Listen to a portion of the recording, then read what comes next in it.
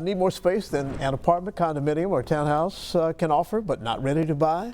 Well, a single-family home rental may fit the bill, but Sandra Guile from the Better Business Bureau is here to explain not all home rental listings are legit.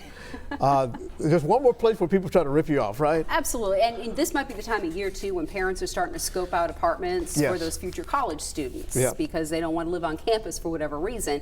Here's what you have to look out for if you're looking on those Craigslist or Zillows or anything like that, those kind of websites.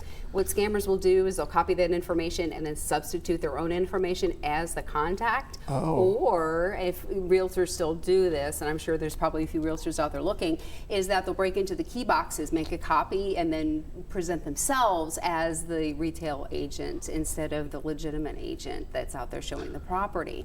So a few things that people need to know if they're interested in the property is, you know, do your research, make sure that you can get somebody that'll respond back to you via email or by phone that wants to meet with you in person and will actually physically show you the property. Because one of the key indicators that it might possibly be a takeover website or a takeover situation is that the person will refuse to show you the property and is asking you for money up front. And sometimes it's a legitimate way of asking money, or it could be a wire transfer or even a prepaid card.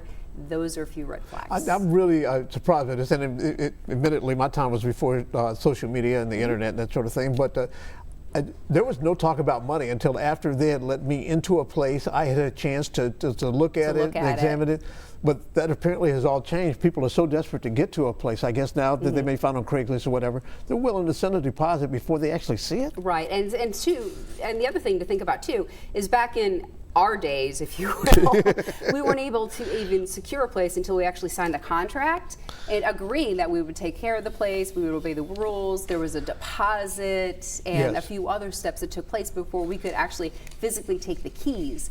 Not so much these days because a lot of those transactions are taking place online, or at least you can view it online before you actually step foot into the actual property. So just a few things to look out for. You know, a few red bells should go off as far as, well, if they're asking for money up front, they're not allowing me to see the place, or maybe something else really seems wonky, start asking questions and report that kind of stuff to scamtracker.org. Yeah, and I guess that could be exacerbated by the fact if you're looking for a single family home, which is different than an apartment complex where there's a rental office and that sort of thing. So. Well, and not only that, but there's been a few cases where the person has contacted what they thought was the property owner, and somebody was already actually living in the place because their place was posted up as for rent, and it really wasn't.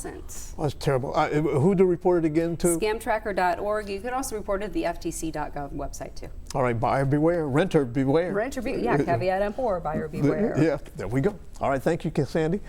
Safe